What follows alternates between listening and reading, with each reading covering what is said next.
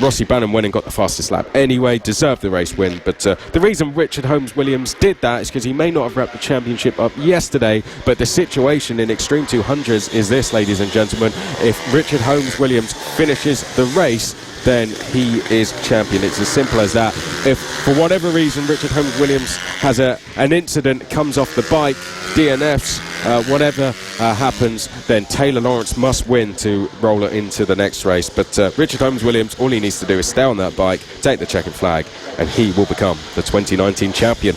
Well, let's get underway and see if we can crown our second champion of the weekend here at Rowrah. To talk you through the race start, here's Liam Hodgins. Thank you very much, Chris. Richard Holmes-Williams on bike 126 alongside 86 of Rossi Banham. Revs are rising and away they go. A pop of a wheelie from Rossi Banham as they power up towards the first chicane. Great start there from the 186, and he's ahead of Richard Holmes-Williams, who's just testing out the conditions, putting his foot down as he goes through the chicane all the way down to McRae's. Is there a change for second? No, there's not. Was that Taylor Lawrence? No. Yes, it was Taylor Lawrence having a look at the only person who can stop Holmes-Williams. Up to Iredale's the goal, later in the brakes, both of them. Foot down for Richard Holmes-Williams, late in the brakes, still holds second but runs a little wide, powering out of Iredale's.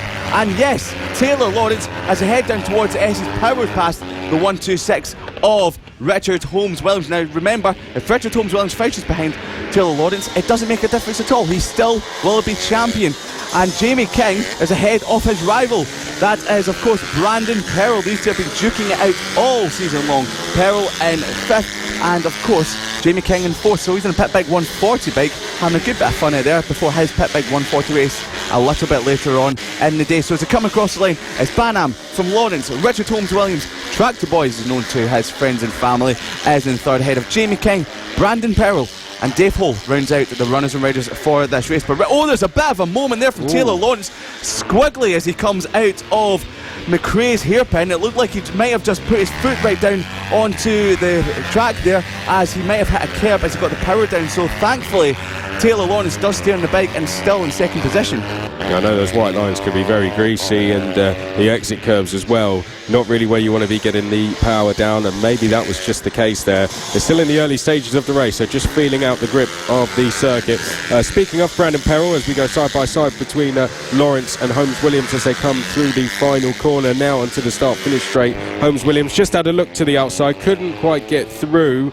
Up towards the line they go, and it's still as you were: Banham, Lawrence, Holmes-Williams, King, Perrell and Hull. Down towards the first hairpin they go, and Taylor Lawrence coming down the gears as they get in towards that tight first hairpin, now towards Iredale's. And Taylor Lawrence at the moment still able to hold on to 2nd. I was just going to say, Brandon Perrell, I know he was in the studio yesterday just recording a voiceover for an onboard lap, so if you want to know what it feels like to ride around this Rowrah circuit, then do check that out online. Coming down towards St John's now for lap number 3. Banham streaking away up front. He set the fastest lap like he did yesterday. He's pulling away. He's almost 2 seconds clear.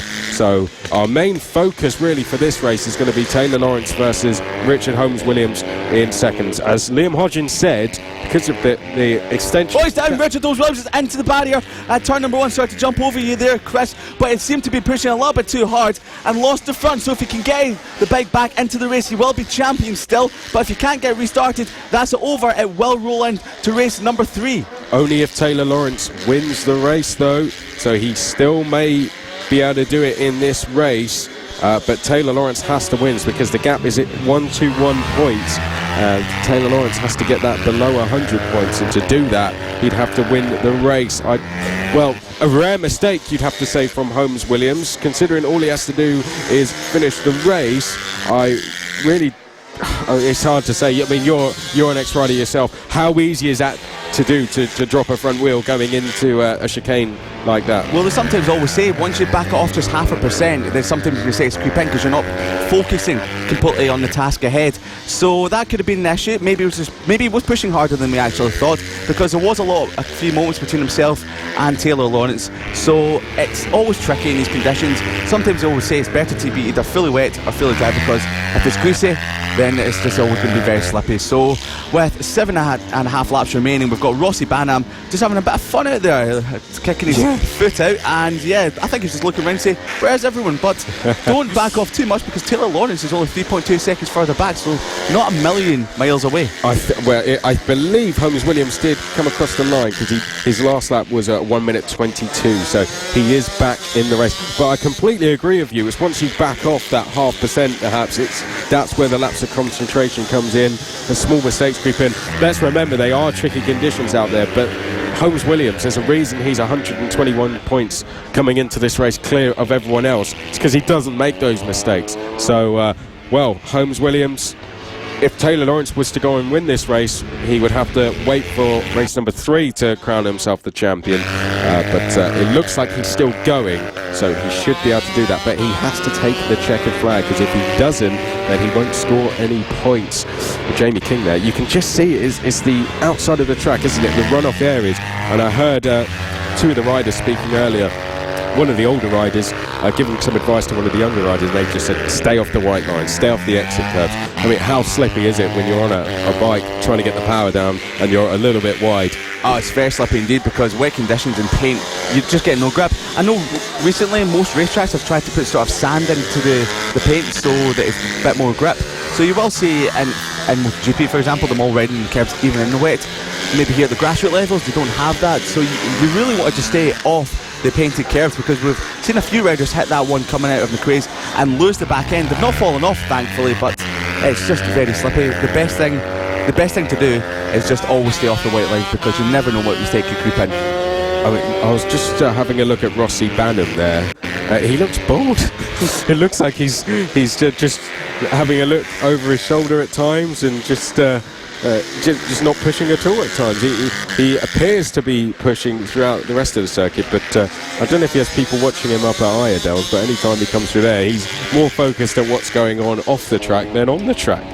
So Rossi Banham, he still does have the fastest lap, but at the moment he's going 1 second slower than his fastest lap. So he's definitely sensibly, I think, coming off the power, and I think celebrating already. There is still 4.5 laps to go, and through Iredale's he comes once again, and he appears to just be putting his arm up, so I'm not too sure what that's all about. Yeah, he's giving someone a wave. Taylor Lawrence is second, Brandon Perrell is third, Jamie King fourth. The closest battle is probably for third place, but I say closest, it's still a 3.2 second gap between Perrell and King.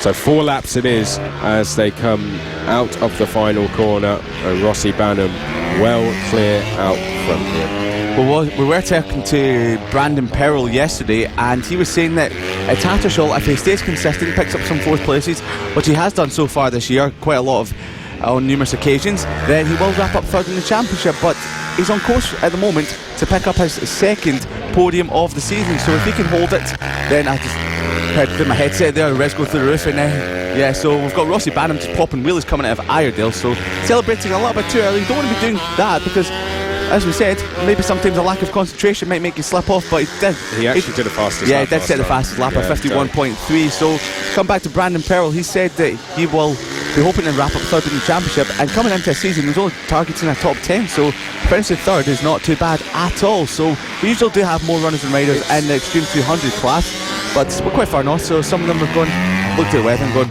no, not looking like too good this weekend, or especially on Sunday. But Brandon Perrell on course to pick up his 2nd podium of the weekend with 2.5 laps remaining. Rossi Banham holds an 8.2 second advantage.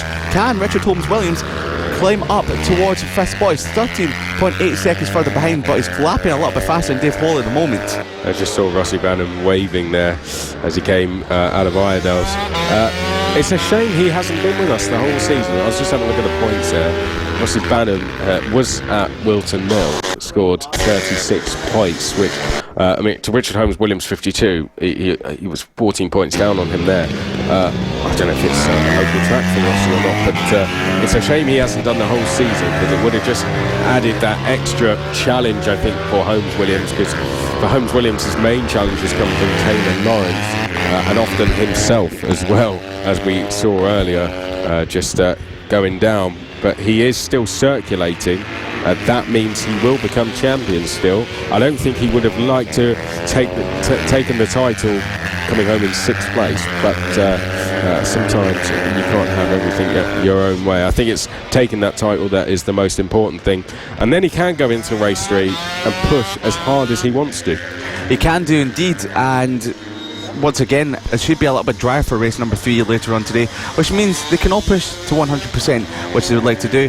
And talking about Wilton Mills, Banham, we've got, is that Taylor Lawrence? No, it's not Taylor Lawrence, that's Dave Hole, has stopped out on the circuit. So Richard Holmes Williams will take over 5th position from Dave Hole, as we've got the last lap for our race leader Rossi Banham. He's put a lap on Richard Holmes Williams, so Richard Holmes Williams is just behind Banham. So as soon as Rossi Banham does cross the line, we will have our new champion for the Extreme 200 class. He has been the class of the field. Banham just waves to the crowd, pops a wheelie as he comes out of Iredale's. It's the final lap, so I guess he could do that. He's waving to the other riders as he heads down towards the Stuart. He's waving to the camera out there in circuit. Well, so he's waving to our cameraman Dan out there in the circuit. Yeah, I was going to say we do have a live streaming operation as well today. So Rossi Banham, I think, just probably knows that and wants to wave to the cameras. But 1 corner it is to go. Rossi Banham, it's going to be 2 out of 2. Through the final corner he comes, and a very, very comfortable victory for Rossi Banham as he comes across the line. And now we wait to see how far back the rest of the field are. Taylor Lawrence will be next across the line to finish in 2nd place.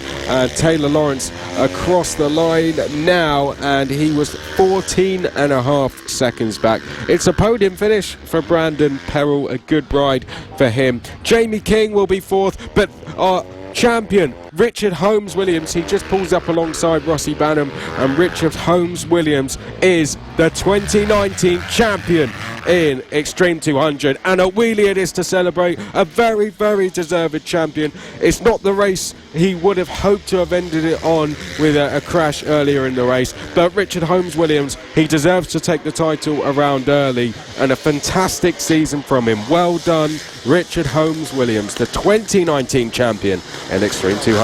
Dave Hole sadly did not take the flag after he went down a couple of laps ago, but he will be classified in 6th place. A very strung out race, but nonetheless very dramatic indeed. Richard Holmes Williams is your champion for 2019, and Rossi Banham, as he pulls into the paddock, very happy with his race win.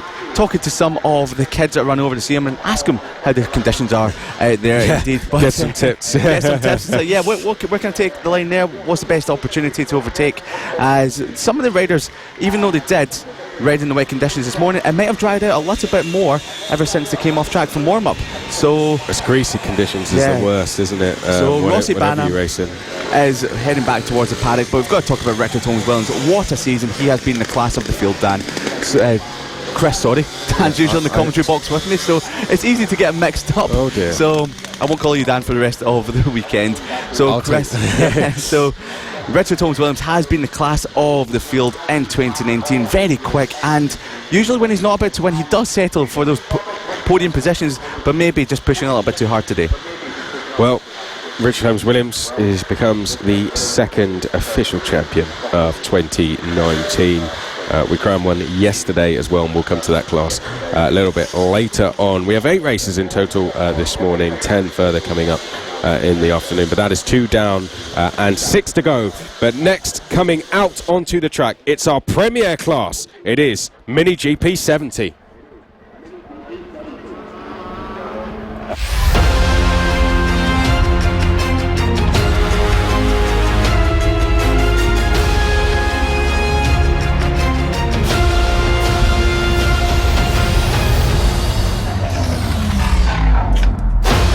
Here we go, it's the Mini GP70s, the premier class of the 2019 FAB-Racing British Mini Bikes Championship. So coming into this race, Evan Belford holds a 57-point advantage over the pole sitter Eddie O'Shea. The 114 on the green bike, the green missile, and of course the Maverick himself. James Cook has dropped to 4th position behind Bailey Stewart Campbell after yesterday's race. Eddie O'Shea taking the race win ahead of Stewart Campbell.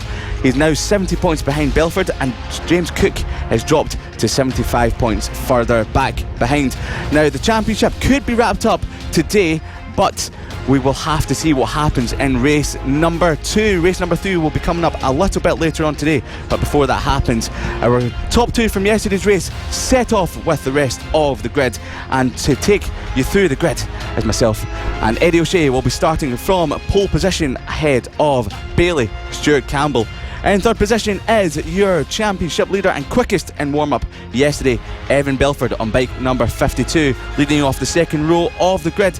And we've got a bit of an incident down at McRae's. Not sure who that is. We've got a couple of them down, but it looks like we've got one rider that's gone down there. Yeah, so the red bike of Johnny Garness. So on bike 57, he was 4th yesterday. So that's a bit of a shame that he went down. Maybe just clip that white line, which we saw in the pit bike 140s, was throwing up a lot of issues. It looks like he's just the left handlebar. He was just having to just get back in position. I don't know if there was any damage, but I believe he's up and going now. Well, he should have been starting from 5th position on the grid. Fingers crossed he can get back to the grid to lead from the 3rd row of the grid. Next to him will be the 48 of Ollie Walker, James Cook, who is feeling a little bit happier today, feeling more confident going into today's action. Speaking to his dad yesterday, having a bit of an issue in yesterday's race, he will be looking to gain some positions, going from 7th on the grid. Ryan Hitchcock will be next up in 8th ahead of the first of the Mellors. It's Owen Mellor in 9th, and running at the top 10 is Thomas Gomez.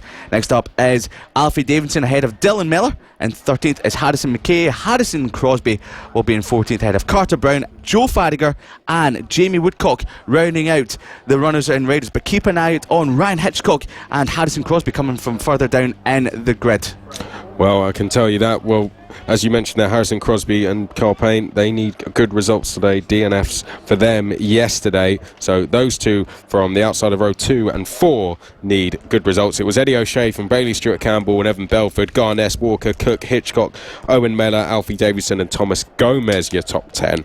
But very close between the top 4, particularly 2nd to 4th in the championship. Eddie O'Shea, Bailey Stewart Campbell and James Cook. A change yesterday. Stewart Campbell going to 3rd, James Cook going to 4th. Let's get ready to go racing then in Mini GP 70. It's race 2 of round 7 and we are off away in racing. Eddie O'Shea is going to lead us in towards turn number 1. Bailey Stewart Campbell just about holding on to 2nd there. Evan Belford will be 3rd place. Carl Payne looks to be in 4th as they go down to McRae's for the first time. It looks like James Cook may have got through to 5th place as we head up to Iredale's. The top 3 appear to be streaking away out front as they took their way into Iredale's for the first time, all through nice and safely. And Eddie O'Shea, a particularly good start to him. He's already created a bit of a gap over Bailey Stewart Campbell now as they head down towards St John's. Still slightly tricky conditions for the Mini GP 70s. Evan Belford applying lots of pressure here to Stewart Campbell, and he's going to look to the outside as they come through Paddock Bend, trying to get the switchback on Bailey Stewart Campbell. He'd need to be brave to make a move into turn 1 though. Let's bring you the top 10. It is O'Shea, Stewart Campbell, Belford, Payne, Hitchcock, Cook, Walker, Owen Mellor, Garness and Davidson. There's a bit of a gap opening up between O'Shea and Stewart Campbell as they make their way down to McRae's. I told you to look out for Ryan Hitchcock. The reason I said that is because in the tricky and wet conditions at Wilton Mill, race number 3, he was lapping super fast. 4 seconds a lap quicker than absolutely everyone else. He fell off from the lead, but we've got a change for lead. It's Stewart Campbell up the inside of O'Shea into Stuart S's very commanding pass late on the brakes and up the inside. I was saying there was a bit of a gap opening up a little bit earlier on in the lap, but it seems to be he has. We've got a move for 2nd now. That's O'Shea dropping back to 3rd. Belford sees that Stewart Campbell's made a move on O'Shea, so he had to follow him through as quick as possible. So after the first lap, it was O'Shea pulling away, and now he's dropped back to 3rd. So not sure what happened there. Maybe the 1st and 2nd, Stewart Campbell and Belford, are just trying out the conditions, and once they've got up to speed, are very happy with it, and they're through to 1st and 2nd and pulling away. But Hitchcock is now into 4th. He's made up a move on Payne into 4th position. Now watch out for him. He will be lapping as quick as he can to catch. He's too a bit wide from Stewart Campbell through Iredale's. powering down the straight towards the S's, nearly side by side, but Belford has to slow it back in 2 seconds. It's all happening early on in this race, Chris. It is, and I spoke to Evan Belford a couple of days ago, and Evan Belford said to me, despite the fact Stuart Campbell was 4th in the championship, he appeared to be the one he was most worried about. He said, Stuart Campbell is closing in on me, and Evan Belford was worried about him more than anyone else, and I think we can see why, because Stuart Campbell is the one leading the way from Evan Belford, who's just gone quickest, so he is keen to stretch his championship lead and give himself a potential chance to wrap it up later. And down the inside at McRae's, Evan Belford, fantastic move there on Bailey Stuart Campbell, nipped it down the inside, no contact whatsoever, nothing Stuart Campbell could do, and Evan Belford gets himself into the race lead on lap number 4, having just set the fastest lap. But there is still a long way to go in this race. There will be 8 laps to go at the end of this one. Eddie O'Shea is about 8/10 back now in 3rd place from our 2 leaders. Then it is Hitchcock and Payne. Much better from them today. The 2 riders that DNF yesterday in 4th and 5th at the moment. Cook, he's feeling a little bit more confident today and a little bit better. He is 6th. Then it is Walker. Owen Mellor, Johnny Garness, having had that crash on the green flag lap, is 9th, so all seems good for him. Then it is Alfie Davidson from Crosby, Mellor, Gomez, McKay, Farrakher, Jamie Woodcock in 16th place. 0.3 of a second between the top 2. Belford's just opening out the gap ever so slightly. This is going to be great for his championship charges. If it stays the way it is, if we were to put the flag out right now, Evan Belford would extend his championship lead back to 66 points ahead of Eddie O'Shea. But saying that, Eddie O'Shea will be coming under pressure from Bailey Stuart Campbell for 2nd in the championship, which means if it stays the way it is, Evan Belford is well on his way to wrapping up the championship in race number 3 a little bit later on today. But we're speaking too soon. There's only 7.5 laps remaining, and further down the order there's a great battle going on between Owen Mellor and Johnny Garness, who are just tucked up nicely behind the number 48 of Ollie Walker. So that's for 7th, 8th and 9th. Johnny Garness, audacious up the inside into the final turn, makes a move on Owen Mellor. He's up to 8th position now, and after his crash on the green flag lap, he seems to be okay, comfortable with the bike. He batches his handlebar back into position, so that's all good, and he's got, he takes his hand off his handlebar. Well, I believe from what I could see, Garness was just basically tapping on the back of his bike, saying to Owen Mellor, just tuck in behind me and I'm going to pull you along and get you up the order. So that's why I think Johnny Garness was trying to signal to Owen Mellor just to say, follow me, let's not battle, let's get after Ollie Walker. And well, I don't think he's given Mellor a choice. Garness has already pulled away from him, and he's now lining up a move on Walker. Will he do it into Sunny Bend, I wonder? No. Paddock Bend, he may be close enough to try something. Ollie Walker, though, he's a quick driver. He's won races this year, so he's no pushover. But Johnny Garness, a rising star in the Cool FAB-Racing British Mini Bikes Championship, and Johnny Garness absolutely flying at the moment. A new fastest lap from Evan Belford that time round, a 49.708. So as the track continues to dry up, the riders are filling the track a little bit more, building up the confidence and going ever faster. But it's only a 0.4 of a second advantage. Garness going for a move on Ollie Walker into Irons. Oh, they nearly touch. That was very close between 7th and 8th position there, but they both stay on. Ollie Walker had to set it up a little bit. Johnny Garness set it up, not sure what was going to happen between his front wheel and Ollie Walker's knee, but both are safely through. But you can see that Johnny Garness is desperately trying to get ahead of Ollie Walker into 7th place as they make their way around Sunny Bend. Can he make a move into Paddock Bend, which he done on Mellor a few laps ago? He's trying it, he's not making a stick, he's looking every which way at the moment, and you can tell that he does have the quicker pace out of the two. But Belford is approaching back Marcus to Iredale's and looks over his shoulder to see where Stuart Campbell is. He's opened up the advantage again with another new fastest lap, a 49.662. So he seems to be eking it out ever so slightly and putting himself in prime position to win this race. Yep, well, if Evan Belford, in terms of the championship, if he's 76 points ahead, leaving Rowrah, then he will officially be the champion. At the moment, the gap he has over Eddie O'Shea is 57. He'll extend that by another 9 points if the race ends as it is. So it would go from 57 points to 66 points. That would give him a genuine chance to become champion at race 3 later on. So Evan Belford is doing everything right so far. He's taking the pressure off himself and putting it on the other riders around him. in the likes of Eddie O'Shea, James Cook and Bailey Stewart Campbell. So this is fantastic riding from Evan Belford. Looking at Ryan Hitchcock, he's currently 6th in the standings at the moment, and he's been very consistent so far this season.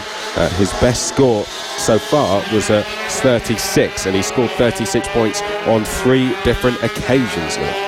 Johnny Garness heading down towards Stuart Essex is sitting up with his left hand off the handlebar. Maybe he picked up an injury after he fell off during the green flag lap, and maybe he's just trying to rest it. I think not you're too right. sure what's happening with the number 57 of Johnny Garness, but fingers crossed he can finish off this race and pick up some important points. And I cannot imagine he's getting any arm pump in these mini GP 50s, but then again, he is a bit of a smaller rider compared to the rest of them, and he's got to hustle these big Metro Kit mini GP 50s around this very technical and tough racetrack. To give you an idea of how quick Evan Belford is, as that looks like that might have been James Cook trying to make a move. James Cook, as they went down to the first hairpin, trying to make a move on Carl Payne, couldn't quite do it. But Evan Belford last time around did a 49.8. Eddie O'Shea did a 52.2. That is how fast Evan Belford is going at the moment. It looks to be getting close in the battle for 5th place though. Kyle Payne coming under severe pressure from James Cook and Ollie Walker. We're going into the final 2 laps of the race now, and Kyle Payne in 5th place under a lot of pressure now. James Cook trying to get up the inside as they come through paddock bed. Which one of these 3, if any, could finish in 5th as they come through the first corner? They've caught a back marker there, and almost Kyle Payne was caught out. James Cook not quite able to capitalise as they come down towards McRae's for the penultimate time. Ollie Walker sat in behind as well. He could grab 2 positions at the end of this race as they go up to Iredale's. Evan Belford still with a 1.5 second lead. This the main battle on track we are talking about. It is the battle for 5th place between Payne, Cook and Walker. They come through the S's, and there'll be just 1 lap to go as Evan Belford comes across the line. The number 52, Evan Belford, if it stays the way it is, will be extending his championship lead to 66 points, and only Eddie O'Shea will be able to stop him from winning the championship in 2019. Both Bailey Stewart Campbell and James Cook will drop out of contention if it stays the way it is at the end of this race. Powering down towards the Stuart Essex comes your championship leader, commanding lead, 2.1 seconds ahead of Bailey Stewart Campbell. Eddie O'Shea a further 12.7 seconds behind the pair. Few more corners to go into Sunny Bend, through the left, flick the bike back up as you head towards Paddock Bend, the double right-hander to end this lap. Your championship leader, the number 52, Evan Belford, stands up, waves the checkered flag, and of course takes the race to win and extends his championship lead over Eddie O'Shea to 66 points going into race number 3 today. Rounding out the top 2 is Bailey Stewart Campbell on bike number 99, finishing 2.8 seconds behind your race leader and championship leader. Eddie O'Shea completes the podium in 3rd, 16 seconds behind Evan Belford. A very close finish between 5th, 6th, 7th, 8th and 9th, just behind Ryan Hitchcock, who finished in 4th. So Kyle Payne managed to hold off that gaggle of riders. James Cook slotted into 6th, couldn't find a way past Kyle Payne. Ollie Walker put a valiant effort in the later stages of the race to catch the number 25 and 44 of Payne and Cook.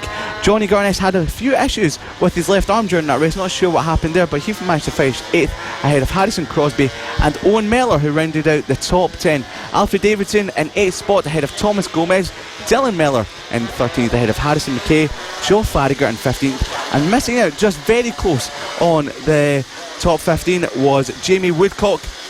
But Evan Belford feels the pressure coming off him with every race win, and as he pulls his way into the paddock, he must know that he stands a very strong chance of wrapping up the championship later on today if he wins the race in race number 3 and Eddie O'Shea finishes in 3rd or below. Then Evan Belford is your series champion for 2019, Chris. Very, very quick maths done there whilst talking. Very impressive. Thank you very much. How do you do that? No, it's true. You know, he's going to know that now. He'll come in, and I imagine the first thing he'll want to know, where did those guys finish? You know, and they'll do the working out, and then they'll know exactly what the situation is. So we will find out. Of course, we'll do the maths, but that's what we believe. We believe if he wins and his main rival's third place, then he should be able to do it. So that would take a lot of pressure off him going into the final round. It would mean he can just relax, keep himself out of trouble, and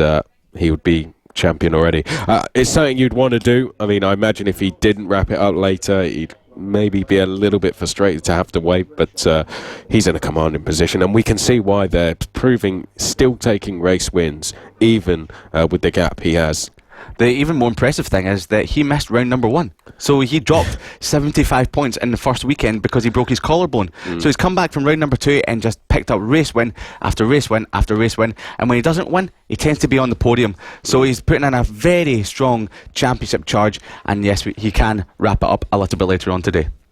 Fantastic stuff. So we've already had 2 champions crowned. We could have a third there later. One of the champions we did have crowned is in the next race, so we'll talk about that in just a second. But of course, Mini GP70, our premier class, we expect good racing. We got it there, I think.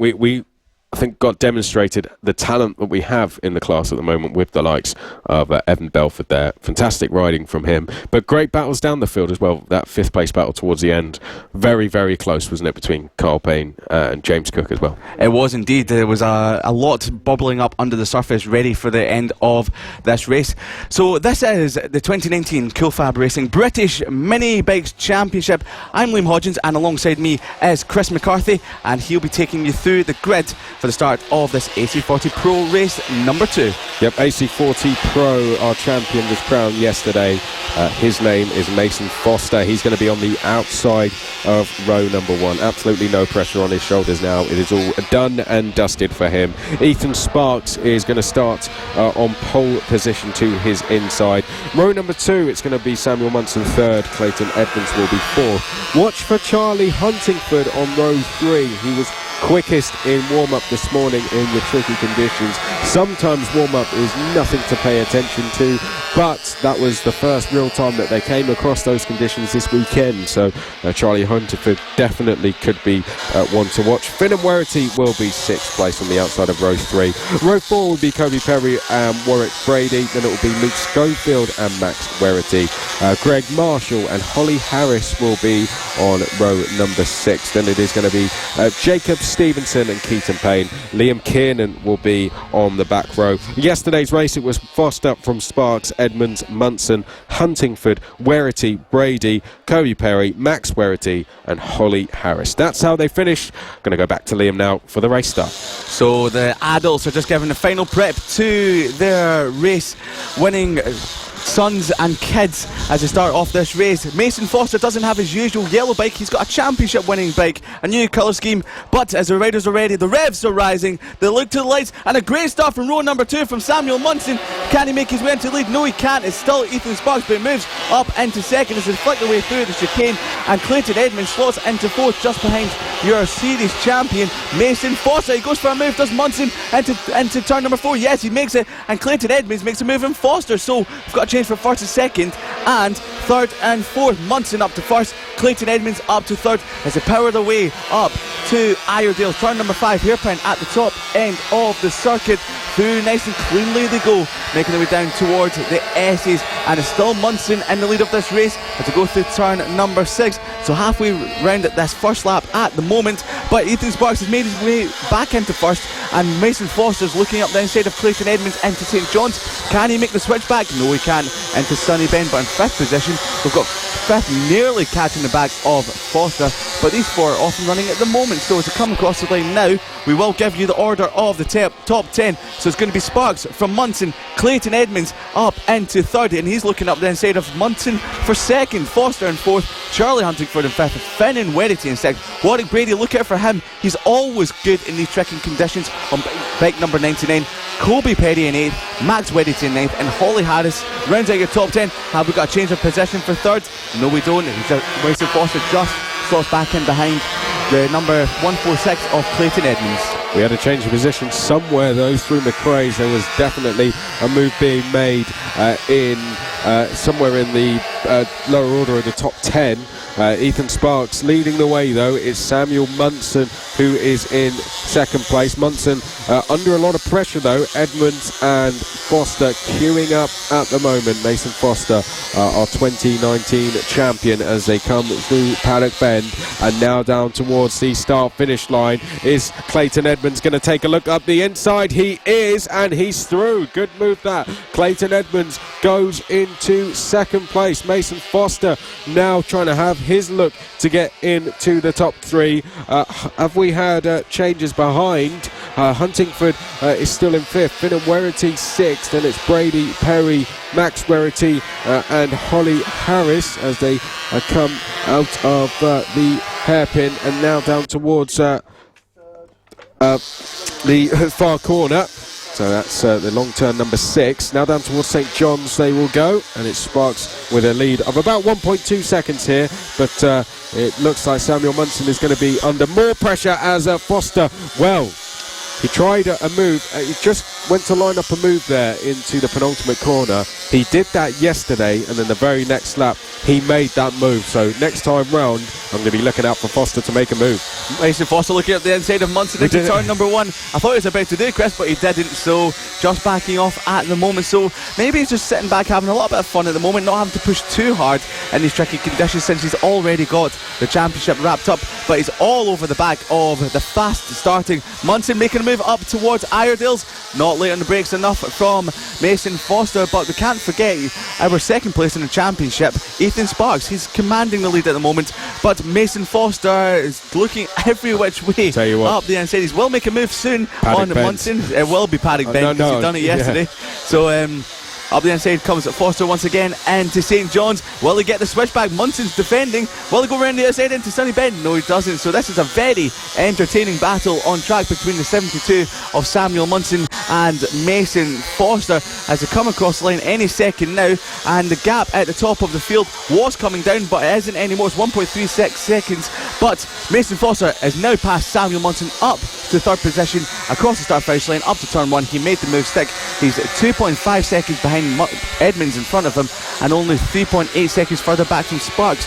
I was about to say that the gap was coming down between the Sparks and Edmonds, but on that last lap there, Sparks put in the fastest lap of the race at 55.777, and he's extended the lead back to 1.3 seconds. Yep, so Sparks gets a new fastest lap, as you said, to further extend his lead. It's now 1.3 seconds over Clayton Edmonds. Foster has moved up to third. Took him a couple of attempts to do so, but he did get through cleanly when he eventually got there. Munson has now dropped to fourth place. Huntingford is fifth. Werrity in sixth place at the moment. Brady is seventh. Perry is eighth. Max Werrity is ninth. Harris is 10th. Then it is Schofield, Marshall, Stevenson, Payne and Kiernan as they come through McRae's and up towards Iredale's. It's the battle for third place. Since getting into third, Mason Foster hasn't been able to really put a gap between himself and Munson. Munson has stayed with him, so this is encouraging stuff from Samuel Munson, who is fourth in the championship at the moment. Had a particularly good start to the season, hasn't had the best of runs in the second half, so Munson could do some good results to try and end his season as he started it, with some potential wins perhaps, podium finishes. But we're going to have 4 laps to go, 3 laps shall I say, as Sparks comes across the line. He is now in the lead by 1.4 seconds. Ethan Sparks is well on his way to picking up his third win of the season. He's the only other rider apart from Mason Foster to have picked up a race win so far in this season. So the number 62 of Ethan Sparks has been on the pace, or quicker than Mason Foster all weekend. I remember seeing them out on circuit on Friday and they're both chasing each other around the track for about 10 laps. So it was very entertaining to watch. But with Ethan Sparks qualifying on pole position, you just feel that in this last race or two that he's really clicked, and he's ever advancing on his third win of the season and second place in the championship.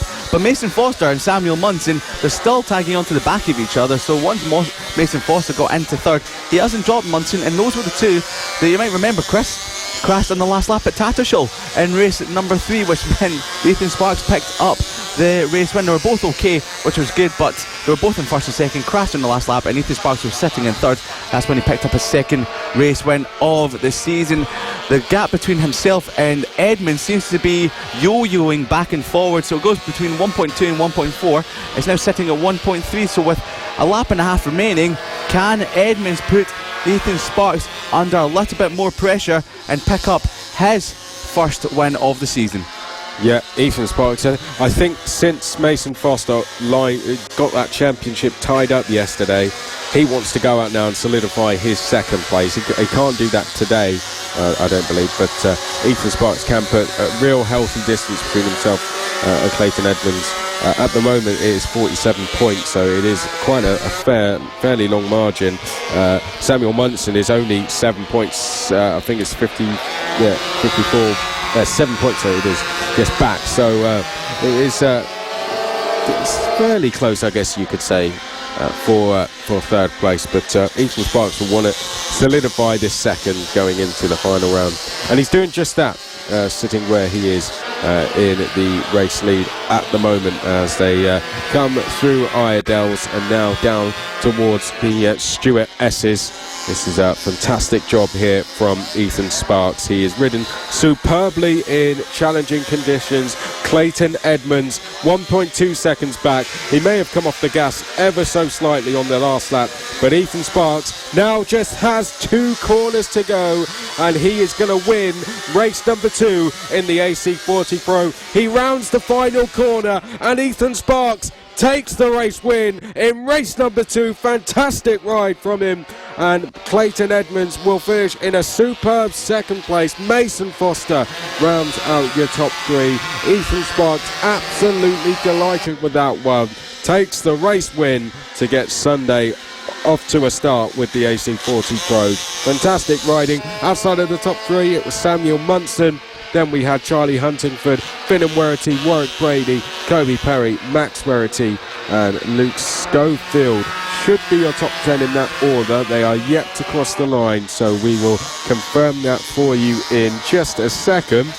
I don't know, I think Max Werrity may have been able to make 1 or 2 moves here. Let's have a look. And indeed he did. Max Werrity jumped up to 7th place, so a fantastic end to the race for Max Werrity. A fantastic last lap. Grabbed 7th at the end. Warwick Brady drops to 8th. Perry to 9th. Schofield will be 10th from Holly Harris, Greg Marshall, Jacob Stevenson, Payne, Kiernan sadly not finishing the race, but Ethan Sparks, fantastic ride from him. It was indeed, picking up his third race win of the season in front of his rival for second place in the championship, Clayton Edmonds. Both high-fiving each other on the cooldown lap as they went up to Iredales, and Clayton Edmonds delighted with second. Of course he should be. That was a great result, beating of course your series champion, but Ethan Sparks just showing how quick he has been all weekend. Qualified in pole position, was running Foster all the way down to the last lap in race number 1 before they both caught bag markers, but once again today showing his prowess in these damp conditions, and you just feel that this has just been a turning point for Ethan Sparks, and you could see him just growing in stature, growing in confidence for the next 4 races of the season. Yeah, it's been a fantastic it's been a fantastic season for Ethan Sparks. May not have been able to put a huge challenge there on Mason Foster at times. Foster wrapped that up yesterday, but Ethan Sparks, that's the best response he could have gave coming out today, getting a victory. He'll want to do the same later on and almost wrap up second place. So Ethan Sparks, brilliant from him. However, we may have had a champion crowned in AC40 Pro, but the next class couldn't be much closer when it comes to the championship. It is the AC40 Rookies. Just 22 points between the top 3 after yesterday. We had Marco Holt, the brilliant Marco Holt, 8th in the championship coming into this round. He'd topped his score for the last 4 rounds in a row, and he looks to be doing that once again. He's going to be on the outside of the front row. So, and he was quickest in warm-up as well. So Marco Holt absolutely flying this weekend. But in terms of your championship, Ollie Sims leads the way, and on the grid, Ollie Sims is 7th. Second, and just 9 points back, is Archie Gibbs, and he is pole position. So you can see the difficulties that Ollie Sims is facing this weekend. Luke Fitchett, a good run for him yesterday. He starts from the outside of row 2 and is just 22 points back. So we could see a change in the championship lead with that grid order if it stays as it is in this race. But Ollie Sims will want to come back fighting today. To talk you through the grid, here is Liam Hodgins as the riders get ready to go off on their green flag lap. So former championship leader and championship contender, the number 3 of Archie Gibbs, leads off from pole position ahead of first-time race winner in yesterday's race 1 is the number 58 of Marco Holt, and as Chris mentioned, fastest in warm-up this morning. Joshua Williams leads off row number 2 on bike number 78 and third ahead of Luke Fitchett, who pushed Marco Holt all the way in race number 1, picking up the fastest lap of the race and sitting third in the championship. So we've got to keep an eye out on him from 4th on the grid. Harry Payne is next up in 5th ahead of Casey Spadey. Casey Spadey picking up 2 of the last 3 races, so winning 2 of the last 3 races, so keep an eye on him for as well. He's good in these tricky conditions. Ollie Sims, your championship leader, leads off row number 4 and 7th ahead of William Harris. Archie O'Brien in 9th spot, and running at the top 10 is the 141 of Darren Cox. Just outside the top 10 is a Scottish racer from up north, racing around some of the karting circuits I race against, is Jack Dunnaby on bike 641 ahead of Thorley Trevorrow on bike 42 in 12th spot. Arnie Carr in 13th ahead of Noah Guillory and 14th on bike number 41. Next up is going to be Byron Johnson on bike number 273, just out qualifying the number 9 of Bailey Lawrence. Sol Perry will be following that up in 17th ahead of Austin Johnson on bike 327. Max Wilson on bike 33 will be in 19th, and running at the top 20 is Izzy Carter on bike number 46, known as Minnie Rossi on the distinctive pink liveried bike.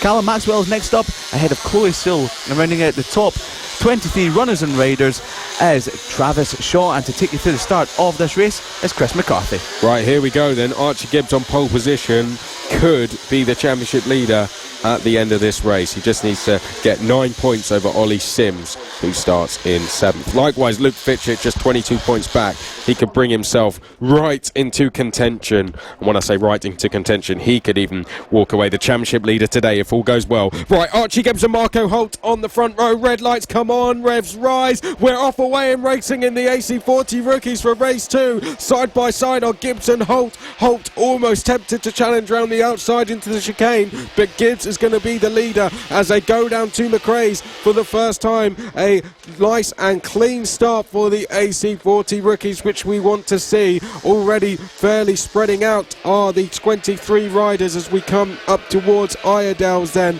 and Archie Gibbs it is who leads the way, just 9 points back from Ollie Sims. So we also have to watch for Ollie Sims on the number 73. I did see one of the marshals running there, so I don't know if there was an instant further back, but through the Stuart S's they come and down towards St John's, and Archie Gibbs putting a little bit of distance between himself and Marco Holt in the moment. You could say the top 2 are escaping from the rest of the field actually, because Marco Holt keeping Gibbs fairly honest in the opening stages here. We'll get the order to you then as they come across the line to complete lap number 1, the first of 8 laps in this one. It's Gibbs, Holt, Fitchett. Good start from him. He's moved up to 3rd. He's 1.2 seconds back from the top 2. Then it's Williams, Payne, Sims is up to 6th, so that's a crucial place made already. Then it's Sperry, Dunnaby, Trevorrow and Noah Guillory. A good recovery from Thorley Trevorrow, who sadly didn't take the start of the race yesterday after problems on the green flag lap. Ollie Sims just dropped back in position after Casey Spady made a move into turn number 1. So Casey Spady's on the move. Unfortunately, your championship leader is dropping down the order, and it's a championship rival, Archie Gibbs, who's led the championship so many times this season, seems to be picking up most race wins, but is just falling off or just having a couple of issues that means he doesn't score the full points that we know he can do. Had a bit of an off-colour race yesterday, finishing in 4th, didn't seem to have the pace, the same that Marco Holt and Luke Fitchett did. And Marco Holt is starting to gain that confidence back that he had yesterday. Is closing the gap back down to Archie Gibbs. So after yesterday's first race win, the monkey's off his back and he's now out for more race wins. So the number 58, Marco Holt, is showing a great turn of speed here at Rowrah. Round number 7, race number 2 of the AC40 rookies, lining up a move potentially on Archie Gibbs as they make their way up to Iredale's turn number 5. Late on the brakes up the inside. Will he make it stick? No, he doesn't. You can't outbrake Archie Gibbs that well. He is the last of the late breakers. Luke Fitchett is making some moves as well. He's up to 3rd and potentially closing the gap on the top 2. So if these two keep scrapping the way they are, then Luke Fitchett will be rubbing his hands and thinking, yes, thank you very much. I'll just nip up behind you, and if you two have a bit of an incident, I'll just take the race lead. So 5 and a bit laps remaining now as they come across the start finish line in the next few moments into Paddock Bend they go. Marco Holt not looking up the inside this time round, but as they come across start finish line we will give you a rundown of the order. So it's Gibbs from Holt, Fitchett next across the line, and he's not gaining on him. He's 2.5 seconds further back. Joshua Williams, a bike 78, is up to 4th. Harry Payne in 5th. Marco Holt looking up the inside of Gibbs, not doing it just at the moment. Payne is in 5th. Spady 6th. Sims in 7th. Dunnaby in 8th. Late on the brakes from Marco Holt potentially at the moment. He's not close enough, but he's going for it anyway, and wow, that would have been audacious and brave if he managed to make it stick. Archie Gibbs saw it come, so ran a little bit wide just to give him a bit of room, but thankfully both through the corner up at the top end of the circuit. So to make their way down to Stewart's, this is just shaping up very nicely. Quick rundown of the rest of the top 10. Thorley Trevor on 9th, and we've got Cox in 10th. The confidence from Marco Holt is clear, fastest on track and trying audacious moves is what we want to see. Bad news for Ollie Sims, of course, though. He's back down to 7th, which would give him 9 points compared to 25 points for Archie Gibbs, so he would drop back by about 16 points, so it would be a huge change in the championship.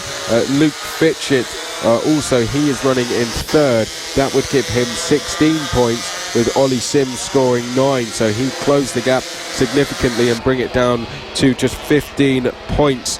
So big changes could be made in terms of the championship in this one, and we could see, if it stays as it is, Archie Gibbs going into race number 3 as the championship leader. Lots of changes being made, Liam, in this one. Yeah, absolutely. Chris, I want to point out a great overtake by Archie O'Brien on Darren Cox into Paddock Bend, the final turn. Not an easy corner to make a move. It's very tough trying to flick the bike from left and back over to right again, so it's a line that you sort of take very tight on the way in, so you've got to be very, very tight, and I've got to get up very early in the morning to make a move into that corner. So now that O'Brien is in 10th, he's making the move up towards Thorley Trevorrow in 9th. Cox has now got Harris all over the back of him for 11th position, but just looking at the timing screen, and Archie Gibbs has opened out the advantage to 6/10 of a second with a new fastest lap of the race, a 1:05.85. That is a very quick lap time considering the conditions. The fastest lap yesterday in bone dry and sunny conditions was a 1:02.95, so very, very, very quick conditions indeed from Archie Gibbs, who will be taking the championship lead if the result stays the way it is now. So if the flag were to come out right at the moment, Ollie Sims is now down in 8th position. That is only 8 points, while Archie Gibbs will be picking up 25. He started this race only 9 points further behind. I don't know if I can do quick math. I don't know if I can do as quick maths as that, so that's very good you've managed to figure that one out, Chris. Yeah, 8 points. He'd be 8 points back, Ollie Sims, from Archie Gibbs, if it stays as it is. Yes, very, very well done indeed. I wouldn't have been able to figure that one out at all. But some great scraps going on further down the field. Byron Johnson, Arnie Carr, Noah Gullery, Bailey Lawrence, the likes of them all scrapping over 13th position. So moves getting made round the outside into Stewart's all over the place, and there's only 2 laps remaining of this AC40 Rookies race number 2. So not sure what happened in the last lap to Marco Holt. He's dropped 2.1 seconds further back from Archie Gibbs, so maybe he got tangled up with some back markers. Yeah, that's probably the case. He had a slow lap. He was 1.6 seconds off his usual pace, if you like. In fact, he was 2 seconds slower than his fastest lap. So Marco Holt definitely going to settle for second here, because we are about to start the last lap of the race. The rider's already in the final sector. Archie Gibbs is coming through Sunny Bend at the moment. Now he's heading up towards the final corner. He is going to be the championship leader if he stays on the bike. He is going to be going into that race 3 with a chance to extend that lead even further, with Ollie Sims, of course, starting down in 7th. Archie Gibbs has done fantastic. Sometimes that is why qualifying is so crucial in the FAB-Racing British Mini Bikes Championship, because where you qualify is where you start all 3 races. So a bad qualifying really puts you on the back foot for the entire weekend. And Archie Gibbs now only has to hold on for half a lap to take the championship lead. Your pole sitter is converting it into the race when Archie Gibbs on bike number 3, the very distinctive bike out there on the circuit. You couldn't miss it if you wanted to. And lots of bright yellow on his bike as well. Ollie Sims back to 7th. Ollie Sims has gone back to 7th, so that's going to be a gap of 7 points, I believe. Marco Holt, number 58, in second position. He's now 2.9 seconds further back from your race leader, who approaches Paddock Bend, the final turn around the outside of a back marker. Only one more banking to go for your new championship leader. Archie Gibbs takes race number 2 in the AC40 Rookies, holds his hand up to punch the air with delight with the race when Marco Holt is in second, so picking up another podium position. 45 points for him so far this weekend. Luke Fitchett scores a great third spot and will move ever closer to Ollie Sims in the championship for second.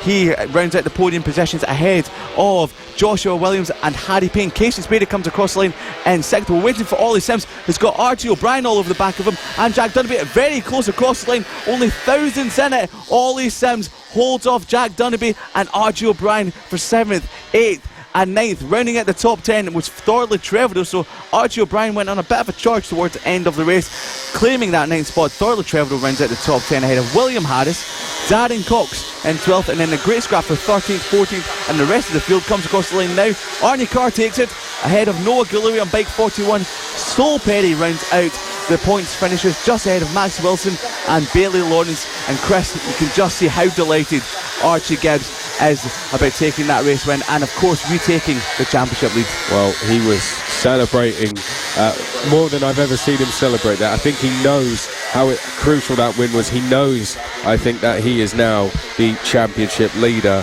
A fantastic ride from Archie Gibbs with Ollie Sims in 7th. Ollie Sims scores 9 points. Archie Gibbs scores 25 points. Of course, a 16-point difference. So a 16-point swing there in the championship puts him in the lead by 7 points. Luke Fitchett moves to 15 points behind the championship leader. So Luke Fitchett just goes from being 22 back to 15 back. So that's some incredible math you're doing there today. It probably might be wrong. There might be people sort of shaking their heads a little bit confused, but that's how I see it when you were going through the last half of that lap there. But we will do the maths in the lunch break and be able to tell you exactly what is what. But very close in the AC40 Rookies, all to play for as we go into the final race of round number 7, the penultimate round of the FAB-Racing British Mini Bikes Championship, the official partner series of the BSB, the road to MotoGP. Our AC40 Rookies putting on a fantastic show for us. Next we go into our senior mini motos. This a race where we could see a champion crowned. So this is going to be a very exciting one, that's for sure. let's go through the situation in the championship then. It's Bernie Hook and Matt Birkin are two riders that we are focusing on. Bernie Hook wins this one, he is champion. What we worked out is if he finishes in the top two, he is champion, but if he DNFs, then Matt Birkin must finish 10th or higher. That's the situation. Bernie Hook really just needs to do what he usually does, and he should become champion. So I will now hand over to Liam just to talk you once again through the situation. It's 398 points for Bernie Hook. Matt Birkin 292 points, with Liam still recovering from the end of that very exciting race. I'll go through the grid for you. Senior Mini Motos it is. They go off on their green flag lap. Bernie Hook is going to be on pole position. Josh Birkin, quickest in warm-up. He will be alongside on the front row. Matt Birkin and Adam Ambrose will be row 2. Craig Ashell and Nick Bennett will be row 3. Then it's going to be Mark Payne and Chris Yelmans on row 4. Andy Whedon and Simon Huntingford row 5. Aston Dean and Ross Michael row 6. Neil Skinner and Mitch Hollinsby row 7. Are we going to see our third champion of the weekend crown? Bernie Hook it is. Top 2 finish, he becomes champion. It's as simple as that.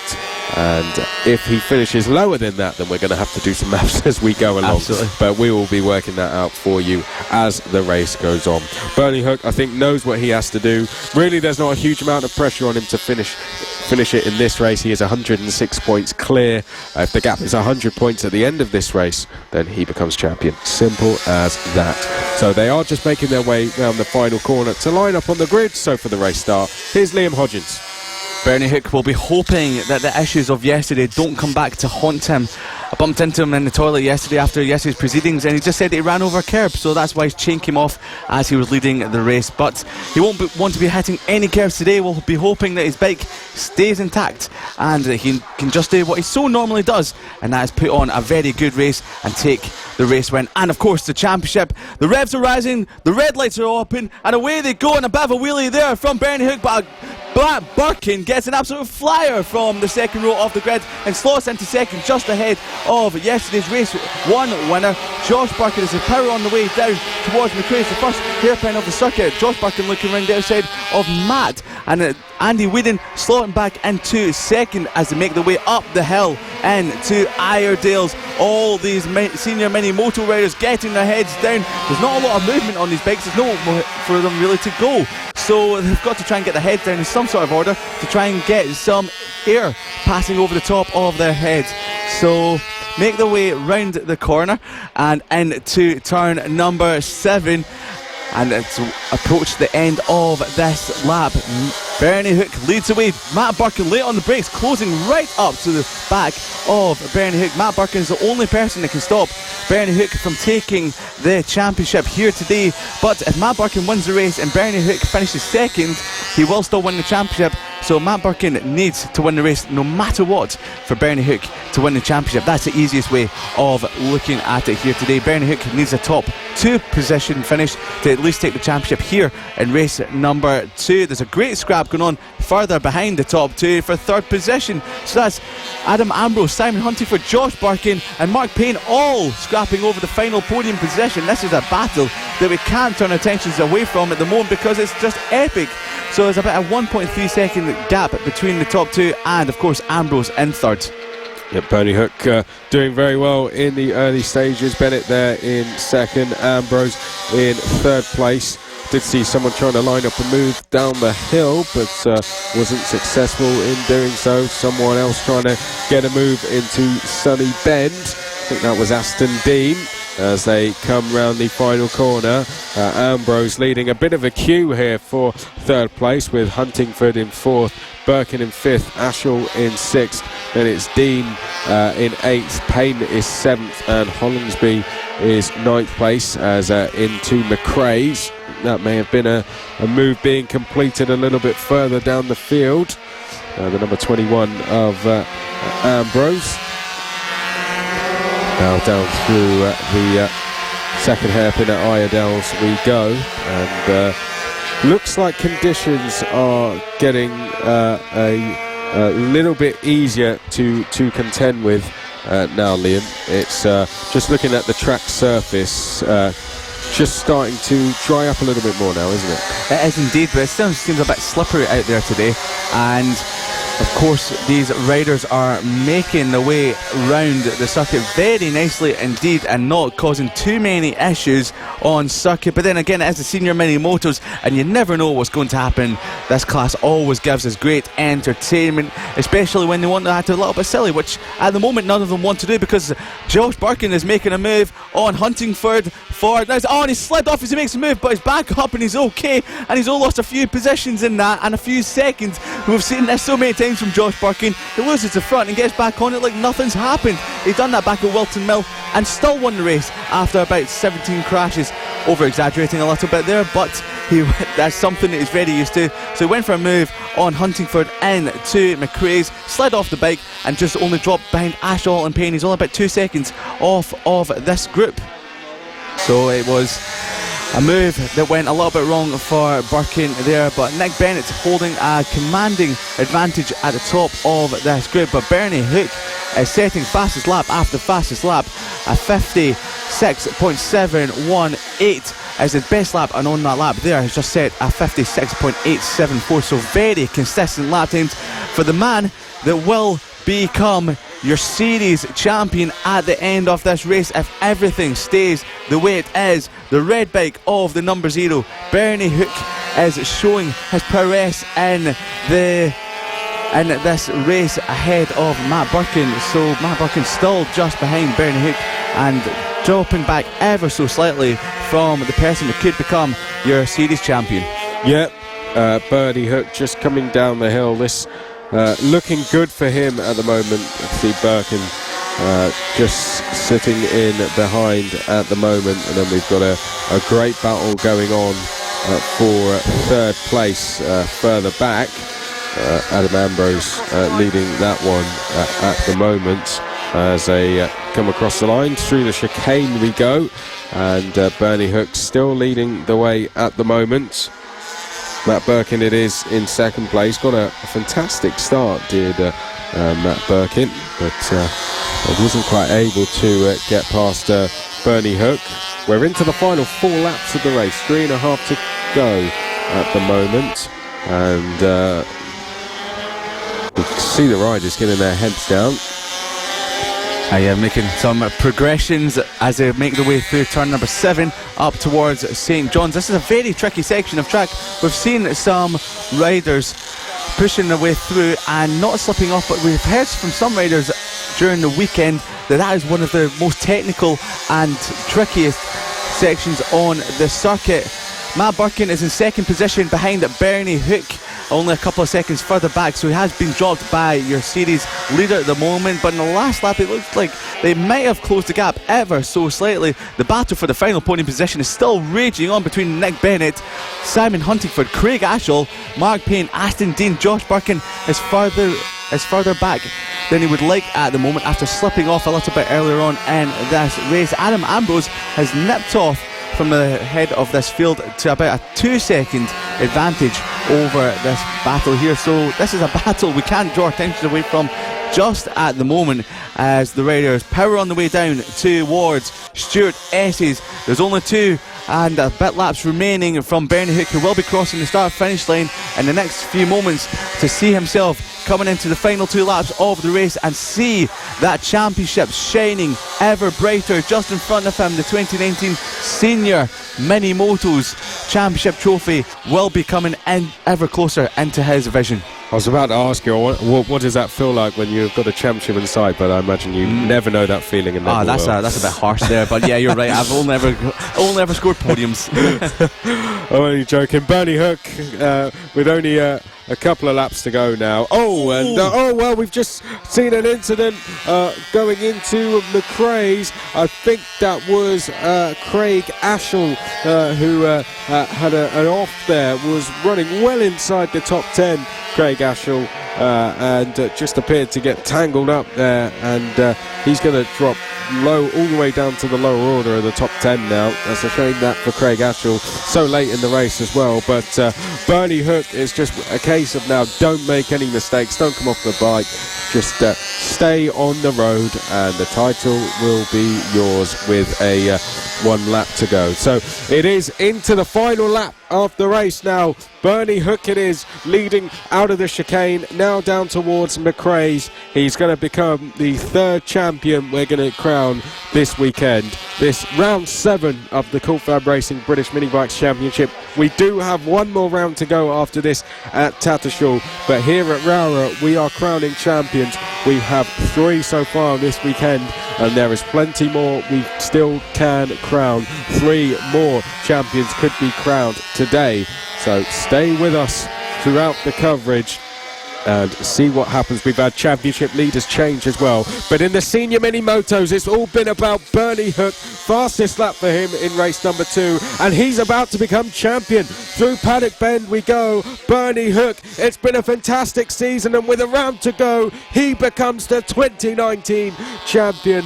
Bernie Hook, I think it's been a long time coming, didn't appear to celebrate too hard. He knows that that's been coming all weekend, and Bernie Hook, I think, relieved more than excited about that one. He'll certainly celebrate tonight though. Congratulations to Bernie Hook. Matt Birkin second, provisional results Adam Ambrose next along from Huntingford, Bennett, Ashall, Payne, Dean, Hollingsby, Josh Birkin I believe ran into trouble. Provisional results though, and I think Bernie Hook now starting to sink in that he has won the title. A fantastic feeling it must be for him. He's worked very hard throughout the season, and Bernie Hook very excited to take that one. So Bernie Hook, a couple of wheelies he's doing now through Stewart's, and he'll come into the pits, I'm sure, celebrate. He'll still have a race to go later though, and a round to go of course as well. But Bernie Hook it is, our 3rd champion to be crowned this weekend, our 2019 champion in senior mini motos. I've never seen so many wheelies popped on a mini moto in all my life, but Bernie Hook beaming from ear to ear, and of course popping about 200 wheelies as he makes his way back into the paddock. And fast fact, a wee fun fact for you, is that Bernie Hook is the father of Abby Hook, who is dating BSB championship contender and nearly race winner for 2019, but picking up a podium last time out at of course Alton Park. Brad Ray, who we've seen plenty of times here at the FAB-Racing British Mini Bikes Championship paddock, and Bernie Hook has been congratulated by all of his friends and his family on achieving the goal of the season, which is to become the 2019 Senior Mini Motos Champion. Matt Birkin pushed him all the way, but wasn't close enough in the series this season. So there's been some great, fantastic battles throughout the entire year between all of the senior mini moto riders. We've had a great turnout this weekend, some great racing all the way through that race with, of course, Ambrose, Huntingford, Ashall, all giving it as much as they gave throughout the entire race. But there's 1 more race to go, and there's 1 more race to go a little bit later on today. That will be coming up after the AC40 Rookies race number 3, and the senior mini motos will be heading back out on track at 3:35 p.m.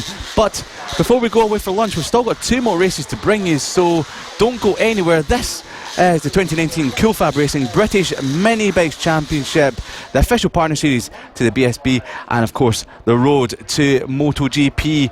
The LC40 elites are now on the grid for the start of their green flag lap, and this is how the grid looks. So Johnny Garness, your championship leader, can wrap up the championship here today and in this race. He is 108 points ahead of the number 88 of Mason Foster, so all he has to do is finish inside the top 2. But if Johnny Garness fails to finish, so DNFs did not finish, Mason Foster must finish 7th or higher to keep that championship rolling into race number 3 later on today. But Mason Foster will be lining up second on the grid, just behind his championship rival Johnny Garness, and number 66 seems to be stopping out there on the track. Ronnie Harris, who would be starting from 4th on the grid, has his bike cut out. He's trying to restart the bike again, so he has done. Maybe he can get back around the grid, around the track, onto the grid. So that's disaster for the 66 of Ronnie Harris, who picked up a well-earned 4th place in yesterday's race. But to round out the runners and riders for the rest of the grid, Clayton Edmonds will be in 3rd. Ronnie Harris should be in 4th. Samuel Munson on bike 72 is in 5th, ahead of Cameron Sewell, rounding out the 3rd row of the grid. Charlie Huntingford is in 7th spot, ahead of Kobe Petty. Holly Harris will be in 9th on bike number 15. Rounding out the top 10 is Warwick Brady, ahead of Greg Marshall on bike number 19. And rounding out the start of this LC40 Elite race number 2, and in 12th position will be Keaton Payne. So here is Chris McCarthy to take you through the start of what could be a very intense and important race for this championship. Could we crown our 4th champion in this race? Johnny Garness on pole position, top 2 finish, and he's guaranteed to become champion. If he's lower than that, he still can become champion, but it becomes a little bit more working out to do. If Johnny Garness fails to finish, then Mason Foster has to finish inside the top 7 to keep the championship rolling into race 3 this afternoon. That is the situation at the moment. Garness and Foster will be on the front row. Ronnie Harris has run into problems on that green flag lap, as Liam mentioned, so I'm not too sure. And we have Cameron Sewell also being sent to the back of the grid, so 2 slots empty on the outside of the grid in Harris and Sewell. So Kobe Perry could take advantage here and get a lightning start from P8, but the grid marshal appears to be happy now, so any second now they'll be directed towards those red lights, which will come on when they go out. We will be away and racing for the LC40 Elites. It's race number 1.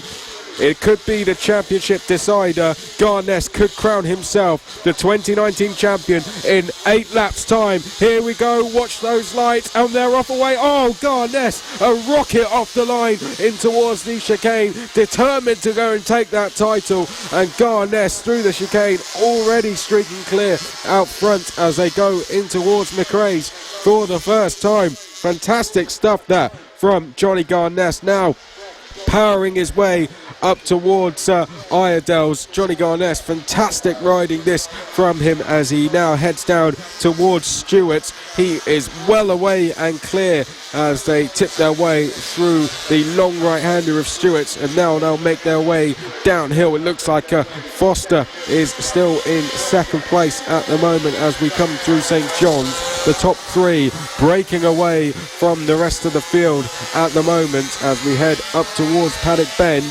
Garness, it is, in the lead. We'll bring you the order when they come across the line to complete lap number 1. It is Garness from Foster, then it is Edmonds in 3rd place. Huntingford has taken advantage, of course, with the likes of Harris and Sewell missing from 7th on the grid. He's gone to 4th. Then it is Munson, Brady, Perry, Harris, Sewell, Marshall, Payne. No Ronnie Harris, sadly, with problems on the green flag lap. Johnny Garness is determined to take this race win, and not only the race win, the championship in style. Everyone always says that champions always want to go out and take the championship with a race win, but it's not over just yet, as we've seen so many times in 2019. Johnny Garness gets an absolute flyer in the first few laps, but Mason Foster just builds up and then slowly closes in Garness.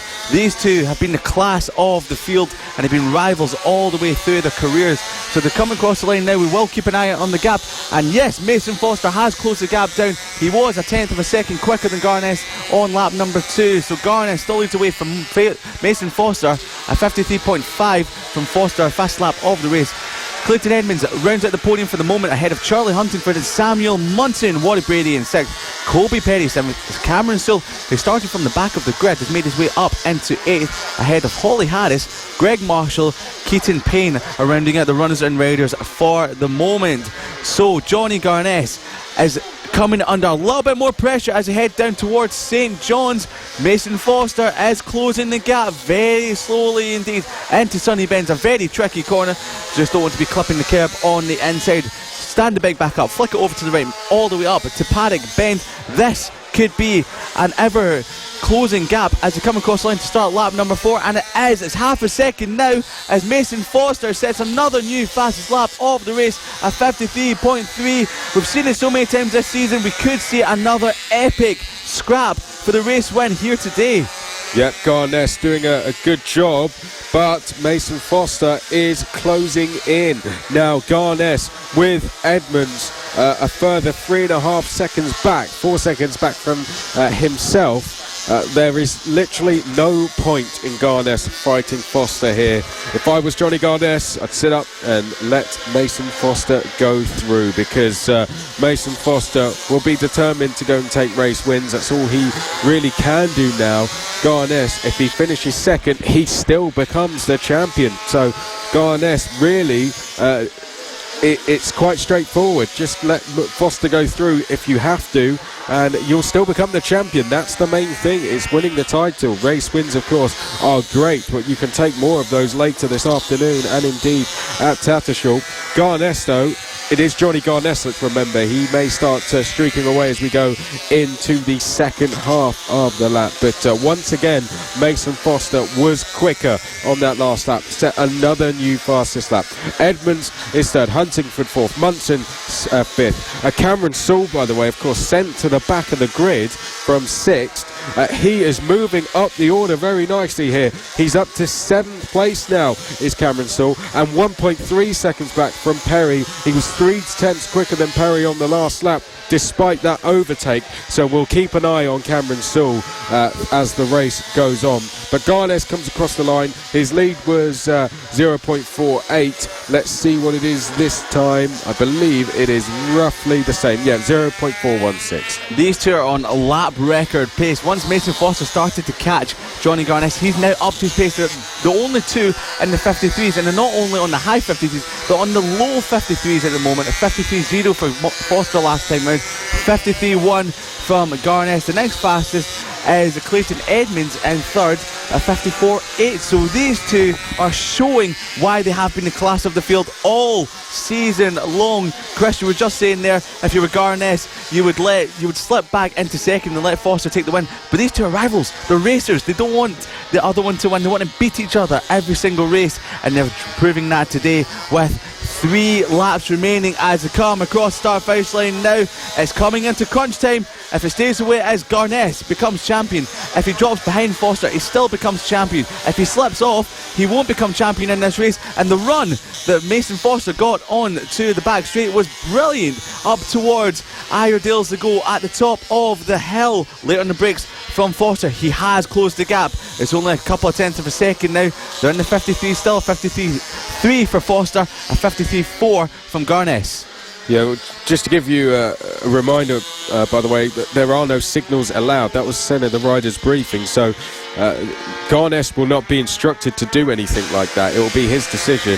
And being a racer, he probably won't want to do that. It's easy to look at it from a mathematical point of view, from a neutral point of view, up here in the commentary box to say that. But Garness wants wins. You're completely right. So this is going to be an exciting end to the race, that's for sure, because Foster is chipping away at his lead, but Garness is making it very difficult for him. He's almost saying to Mason Foster, just give up, just stay in second. You're not going to get past me. But Foster keeps just chipping away ever so slightly at that lead, and we are into the final 2 laps. So there is only a lap and a half to go here, and Garness has done a fantastic job so far just to hold off Mason Foster. Edmonds it is still in third from Huntingford, Munson, Perry. Sewell is in 7th. I can't see him going any further forward, Cameron, because he's 3.6 seconds back from Perry. Down towards St John's for the penultimate time, and Garness still just holding on. We have got a back marker ahead, which I believe is Keaton Payne, and we just await to see them come around the final corner and down the straight. And Garness, his lead, let's check it out as he comes onto the final lap. It's just over 0.4 of a second, so looking good with 1 lap to go. Half a lap remaining before Johnny Garness becomes the LC40 Elite Champion for 2019 if he stays on the bike. But the person has been there all season long, all career long, for Johnny Garness is still right behind him. Mason Foster and bike number 88 won't let Johnny Garness take this championship lying down. He will continue to put the pressure on him as they make their way through turn number 6, through turn number 7, the kink and the track down towards St John's. There's only 3 more corners to go. Sunny Bend it is now for Garness. He's now got a 4/10 of a second advantage up towards Paddock Bend to go across the start finish line. They'll come any second now. Johnny Garness comes through the final corner and will take the LC40 Elite Championship, the 2019 champion. He is ecstatic as Johnny Garness. Mason Foster done all he could to try and stop his championship rival, but couldn't do enough. He sets up, looks a bit distraught, but he done a valiant, brilliant job all season long. And Johnny Garness stops by the side of the circuit to potentially change his helmet or put on a championship t-shirt. He's putting on a champion t-shirt. A pre-arranged celebration. This is great to see. He's putting on a championship t-shirt to tell everyone that he's done it for 2019. In third spot was, of course, Clayton Edmonds and Charlie. It's got the number 1 on it, the shirt there, you can see. Yeah, well, he is a champion for 2019, fully deserved. You've got to show it off indeed to just prove to everyone that you are the champion. You have done it this season, and of course, he's picked up the most amount of race wins, and Mason Foster is so distraught with that, but very happy at the same time because he's the only one that came close to Johnny Garness all season. And he's got a Czech, is that a Czech Republic flag he's got? Yes. Circuit. Not sure if well, it means something. Maybe it's half of their family. Family heritage, I guess. Yeah, family heritage. So that is great to see, and we don't see that often in the grassroots with a championship T-shirt and a flag to go around the circuit. But before we get back to the paddock and see the rest of the celebrations from Johnny Garness. Johnny Garness takes the race win and, of course, the LC40 Elite Championship for 2019. Mason Foster will be in second in both the championship and in the race. Clayton Edmonds was 17 seconds further back, but rounds out the podium positions ahead of Charlie Huntingford.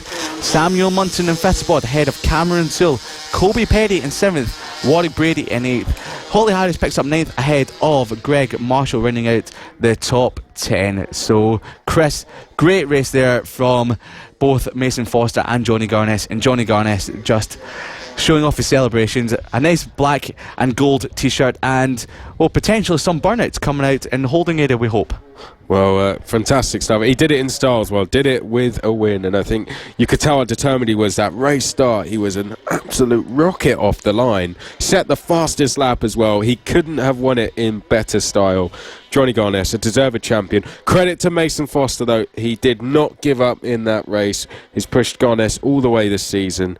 He will be a very, very deserved vice champion. There's no doubt about that. Both very bright futures in the sport, so fantastic riding from the pair. Clayton Edmonds, a brilliant 3rd place from him, from a rider that's 7th in the championship at the moment, so brilliant stuff from Clayton. But that is yet another champion. That is now 4 that we have crowned this weekend. We won't crown any more before lunch because we've just got the sidecars and then we are into lunch, but directly after lunch we may crown 2 in one race, so